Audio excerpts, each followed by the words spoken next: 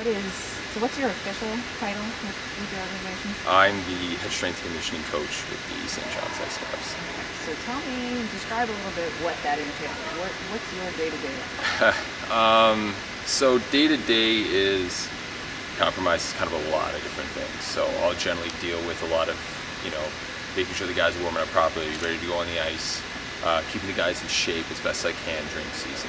And, the season's always long, so guys are always tired between games and trying to manage that fatigue level and trying to, maintain that strength that they came into the season with. Making sure the guys are taking the proper nutrition, trying to bridge that gap between our nutritionist and the players in terms of supplementation, daily at the rink, we're provided with food at the rink, so making sure that they're making the right choices there too, and they're eating what they need to, getting enough in, and we're not getting too much in. Making sure that when we're on the road, we always have a great place to stretch and, accommodating for the rooms and making sure that everything, in terms of stretching and getting the guys warmed up. We don't have access to the rink, so it's the things you're always coming up with new things to do. Always try to take it a step further and try to add more things to that puzzle and try to bring our performance up a bit. As far as the strength and conditioning goes, during the season, are you looking at muscle maintenance and endurance, or are you looking at building as well and working on explosiveness, building that lower quarter? I mean, a lot of it comes down to how much time the player is on the ice, where that person is in terms of the organization. Are they coming in for the first year, or have they been in there for a couple of years and we're trying to maintain what they came in with, and they've been developing for a couple of years, so they're already at a level where they're close to that NHL kind of physical performance, and we're just trying to maintain whatever they came into the season with so that they can clean up a bit of their play and then get called up eventually? Or are they, coming in as rookies, and we had different, at this level we do get different skill levels and different skill sets and experience levels, especially in the gym. So we have guys that come from college who've been lifting a lot, and the junior players who don't get as much time to lift because their seasons are long as well. So we have to do as much as we can to maintain with the older guys who have had that experience, but still give those younger guys who aren't getting as much game time a little bit more, so we can kind of develop them and kind of teach them the right way of lifting, so that when they go into the off season, they can carry that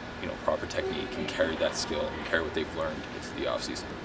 Like you say, they all come in with a different perspective, different background, different experience. So do you find that they adapt to what you're suggesting, both exercise and conditioning wise and nutrition wise, or sometimes it's a little bit of a challenge to break habits? Obviously every time you break a bad habit, you got to adopt a new one. So with the young guys, it's generally kind of breaking that. If they have had bad habits, it's kind of breaking that out of them. Sometimes players come in with good habits, but they've dealt with a different strength coach, so they've come with the mentality of they can train as hard as they can and they can train as hard as they want. Nothing's going to happen. You've got to kind of teach them the right way.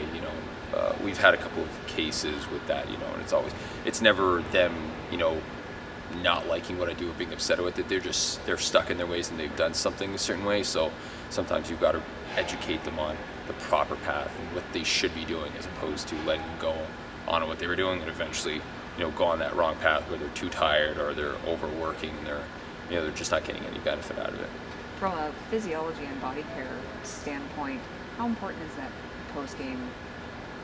Most of us normal folks would consider it a workout. For them, it's a cool down, but it looks like a workout. How important are those kinds of aspects of it? Yeah, for the most part, there's two. I like to play two different types of aspects. So it's either going to be a cool down, where if they have a game the next day, I'd like to get them to cool down, or if they even if they have a practice, like we had a game last night and we have a practice today, I like to make sure that they're cooling down and recovering. If they don't have a game, we have a couple of days that we can spare between our games. I like to try to get a workout in, try to get a lower body workout in, because it's so hard to get the guys to do lower body workouts, especially if we're doing it the day before a game. The chance of them recovering for the next day is impossible. So if we look at our entire schedule and we've got 8 games in 16 days, at some point I'm going to have to figure out where to slide in a workout, and sometimes I like to throw that in after a game. So most of the guys they've just done an aggressive amount of work on the ice, so they're all fatigued. So I'll just kind of squeeze out just a little bit more that strength aspect, and then kind of get them to recover. So at least they're recovering from last night, they're not recovering from this morning, so they get, a whole 12 to 16 hours or more of recovery time. So tell me a little bit about your background. How did you come by this career path, and how did you get started? Yeah, I've always liked hockey when I was young. I grew up watching the Canadians, so it's kind of a dream job for me on the side. I remember the first time I was at the Bell Center, guys were all laughing at me because I was walking around all stargazing. I was just seeing all the places. I was like, oh yeah, this is where this happened. That's where I saw that guy. He was here. So that was cool. But I think I started my career path when I was in my undergrad. I studied in exercise science at Concordia, which is essentially kinesiology, just a different name. There was two paths that you could go on to, which was athletic therapy or in the States it's called athletic training. Or you can go to exercise science. So I focused more on the strength and conditioning aspect, so I went down that path. And then I followed that up with a master's in rehab at McGill, where I tried to kind of bridge that gap between the strength conditioning and the rehab aspect, so I would understand what was causing those injuries and kind of prehab the situation as opposed to rehab it later on. So. Well, that actually brings up a good point when you've got players coming off of injury. That's a completely different aspect of your work with them. What kind of challenges does that present? Because every injury is different. We're very lucky with the organization.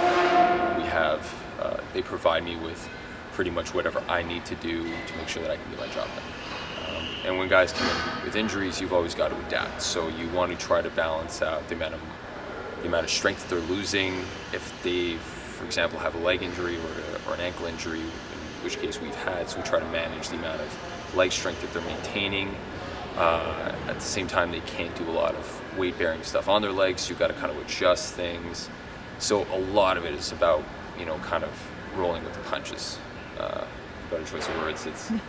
It's really tough to kind of manage, especially when we're on the road for 2 weeks. So, like I said, we had a situation where we were able to provide our guys with a substantial amount of exercise equipment to travel with us on the road.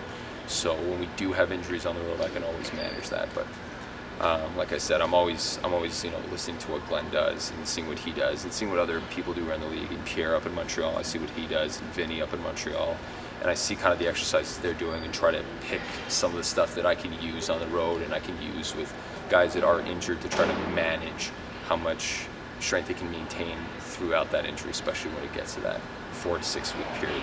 It's a little bit taxing on the guys, especially when it comes to their, doing the repetitive exercises over and over and over again. So we got to kind of be able to mix it up. What's the most rewarding part of your work? What do you love about doing what you're doing with those guys? Honestly, it was kind of funny. I was talking to Glenn about this, and we were having a chat about how we had both come from an area where we were working in a private setting, where it was, whether he was working at a clinic or I was working at a gym, and we were sitting down, and you just had those family type feelings, and someone were sitting in the room and we're working with the guys, and then someone cracks a joke or says something that happened, we just all start laughing. It's just, and when we have those family dinners together, and it seems like it's such a family atmosphere with a team that you just don't get in that private sector. So I think that's probably one of those rewarding things, when you see the guys come in and everyone's happy, everyone's having a good, you kind of contribute that kind of family kind of vibe to the team. It's awesome. Absolutely. Both as, you work with these guys every day now, so you have that professional connection with them, but also, as you said, growing up being a Canadians fan. Yeah. What's it like for you when they get called up? And you see them play with them? It's honestly, it's really cool. It's probably one of the coolest things that I've ever experienced. Was the first time one of our guys got called up, and was doing really well up there, and it was really nice to see that. Especially when they're sending you a quick message like, hey, thanks a lot for everything, and really appreciate all the work you did with me.